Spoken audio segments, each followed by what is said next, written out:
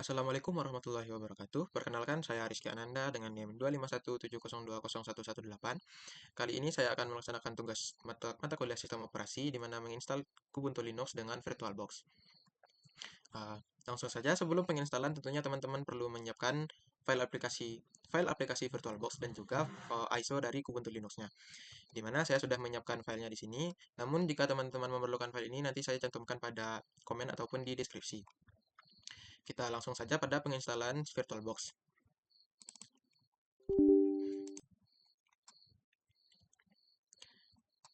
Untuk penginstalan ya seperti biasa pada teman-teman kita tinggal next saja, di mana kita di sini menerima terms. Lalu untuk lokasi penginstalan kita pilih C saja, lanjut. Lalu kita lanjutkan, lanjut, dan install. Mungkin teman-teman sudah cukup familiar dengan yang namanya VirtualBox, di mana VirtualBox ini adalah aplikasi virtual yang memungkinkan kita untuk menjalankan sistem operasi lain di komputer kita, tanpa perlu menghapus atau mengganti sistem operasi utama yang ada. Mungkin secara gampang teman-teman mungkin lebih mengenal pada emulator ya. Lalu di sini kita langsung saja start VirtualBox. Seperti ini halaman utama dari VirtualBox-nya. Kita bisa langsung saja pada bagian New. Virtual Machine ini adalah sistem operasi yang kita gunakan. Untuk namanya kita bisa menggunakan Ubuntu Linux. Nah, untuk nama ini teman-teman bebas ya memasukkannya apa saja. Namun untuk mudah dikenali saja. Lalu kita pilih file ISO-nya, di mana kita masukkan pada file yang tadi ini, Ubuntu 2404.3. Lalu kita open. Lalu kita setup dari OS installation, di mana ada username, password, confirm password, sama hostname. Di mana passwordnya saya bikin ini saja. Nah, lalu di bagian ini ada specify virtual hardware, di mana kita bisa menentukan hardware yang digunakan. Nah, untuk lebih jelasnya di sini ada base memory atau memori yang ingin kita gunakan dan number of CPUs. Nah, karena memori saya saat ini 16 GB, jadi saya gunakan 2 GB saja untuk virtual machine yang ini. Lalu ada number of CPUs, berapa core dari CPU Anda yang ingin gunakan untuk VirtualBox ini. Nah, karena saya ingin satu saja sudah cukup saya rasa. Namun jika teman-teman memiliki core yang lebih kecil atau RAM yang lebih kecil, teman-teman bisa menyesuaikannya. Di sini juga ada specify create a new virtual hard disk. Nah, di sini teman-teman bisa menentukan penyimpanan yang bisa digunakan oleh virtual machine ini atau dari Kubuntu ini. Nah, karena saya ingin melakukannya seperti bawaan saja, itu 25 GB.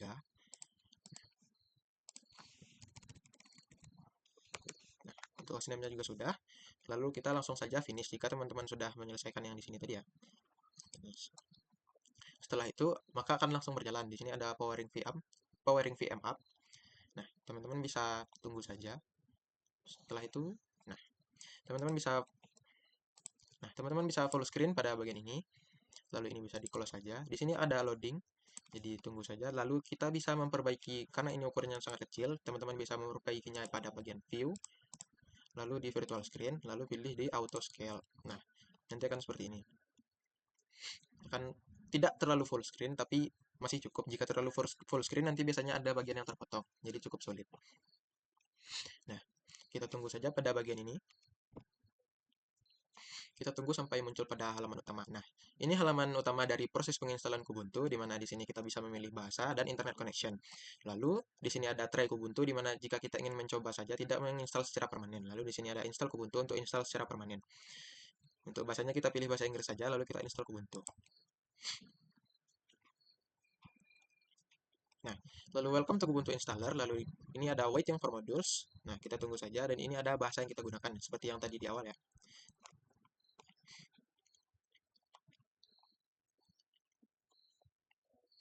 Nah, di sini ada notifikasi di mana the system is not plugged into a power source, di mana laptop saya saat ini tidak menggunakan charger, dan the system is not connected to internet, di mana saya tidak terkoneksi pada internet ya saat ini. Namun tidak apa-apa, kita lanjut saja dengan next. Namun jika teman-teman terkoneksi dengan listrik ataupun internet, itu tidak berpengaruh ya. Kita langsung saja next. Nah, di sini teman-teman bisa memilih zona waktu, di mana kita pilih regionnya Asia, lalu zonanya Jakarta. Nah, setelah ini kita langsung saja dengan next. Di sini ada keyboard model. Nah, karena rata-rata di Indonesia menggunakan QWERTY, jadi kita pilih QWERTY saja. Lalu kita lanjutkan next. Nah, di sini ada installation mode, di mana ada normal installation dan minimal installation.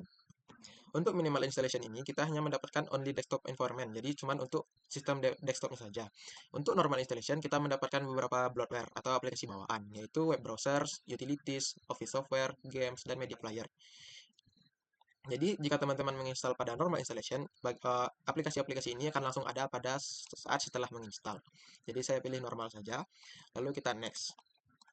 Nah, di sini ini kan ada 25 GB untuk dari VBox Virtual Hard Disk, VBox Hard Disk. Nah, di sini ada erase disk di mana untuk menghapus dari seluruh file yang ada di 25 GB tersebut.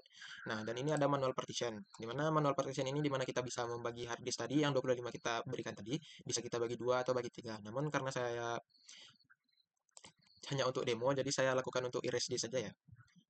Jika teman-teman tidak melakukan partisi juga tidak apa-apa untuk bagian ini. Nah, lalu kita langsung saja next. Nah, di sini ada masukkan what's your name, di mana ada untuk login, name on this computer, dan password. Nama. Nah, untuk password saya masukkan saja. Nah, lalu di sini ada bagian login automatically without asking the password, di mana kita bisa langsung login tanpa perlu memasukkan password lagi. Jadi saya centang saja. Namun jika teman-teman ingin untuk penggunaan pribadi bisa di password saja. Lalu next. Nah, lalu di sini akan muncul overview ya, di mana apa saja yang kita setting sebelumnya. Di sini ada time zone, system language, numbers and dates locals, with bisa to American English atau United States. Lalu ada keyboard, ada partition, di mana kita hanya menggunakan satu partisi, jadi tidak ada partisi lain pada hard disknya. Lalu langsung saja kita install. Nah, pada bagian penginstalan ini mungkin akan memakan cukup lama, jadi mungkin saya bisa membahas tentang kelebihan dari Kubuntu ini ya. Kubuntu ini tentunya open source karena dia merupakan salah satu dari distro Linux. Linux merupakan sistem operasi yang open source, di mana setiap orang bebas untuk menggunakan secara gratis dan bebas memodifikasi. Karena itu Linux memiliki berbagai distro atau jenis-jenis ya. Mungkin teman-teman lebih mengenal seperti Ubuntu, Debian, Arch mungkin yang lebih terkenal. Nah, seperti itu. Lalu untuk Ubuntu ini menggunakan tampilan KDE Plasma. Dan KDE untuk Ubuntu ini juga stabil dan ringan. Jadi sangat cocok untuk teman-teman yang memiliki laptop atau komputer yang sudah cukup tua, di mana sudah tidak sanggup untuk menjalankan Windows. Lalu kekurangan Ubuntu Linux ini, tidak semua aplikasi Windows dapat dijalankan langsung pada Ubuntu. Tidak semua aplikasi Windows support pada Linux. Nah, seperti itu mungkin lebih simpelnya. Dan juga beberapa driver dari komputer, anggaplah seperti driver Bluetooth, Wi-Fi, atau LAN card, beberapa tidak terdeteksi secara otomatis. Jadi teman-teman harus menginstal driver secara manual. Mungkin satu lagi. Linux untuk sistem operasi itu memiliki dua tampilan ya, ada CLI dan GUI. GUI ini graphical user interface, di mana teman-teman sudah sering mengenal ya, seperti Windows di mana ada gambarnya seperti ini. Sedangkan untuk CLI adalah command line interface, di mana teman-teman harus melakukan secara sintaks atau cuman berbentuk perintah saja, hanya layar hitam dan tulisan.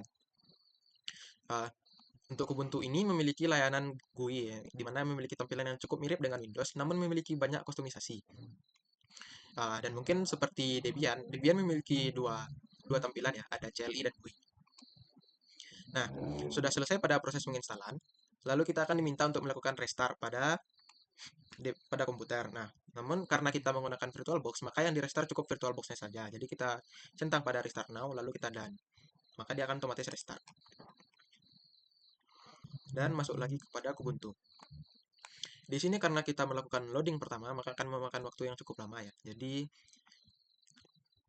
harap dimaklumi, bukan karena sistem operasinya berat, namun karena ini loading pertama. Setelah ini, maka loadingnya akan jauh lebih cepat, karena pada dasarnya Kubuntu ini jauh lebih ringan daripada Windows.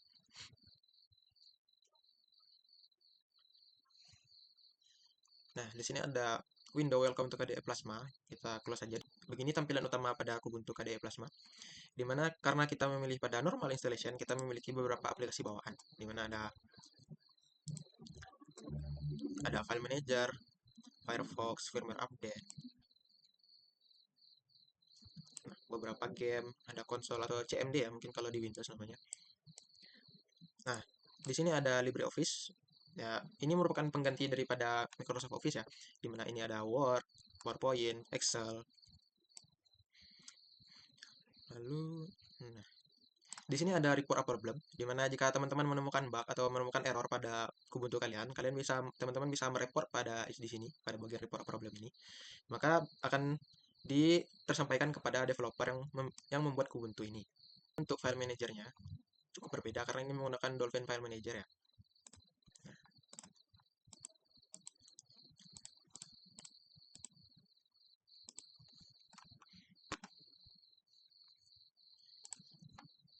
Mungkin jika teman-teman sudah menginstal, mungkin teman-teman bisa mencoba melakukan kustomisasi ya pada Kubuntunya. Di sini ada quick setting system setting, di mana kita memiliki banyak kustomisasi pada bagian ini. Kita bisa memilih tema dark, ada backups, KDE Wallet, online account, dan appearance-nya.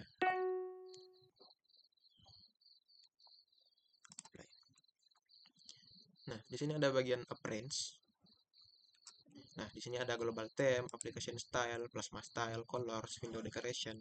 Dimana ini merupakan salah satu keunggulan dari dari Kubuntu KDE Plasma, di mana dia memiliki banyak kustomisasi pada bagian user interface-nya. Mungkin cukup sekian untuk penginstalan VirtualBox dan Kubuntu Linux-nya. Sekian, terima kasih.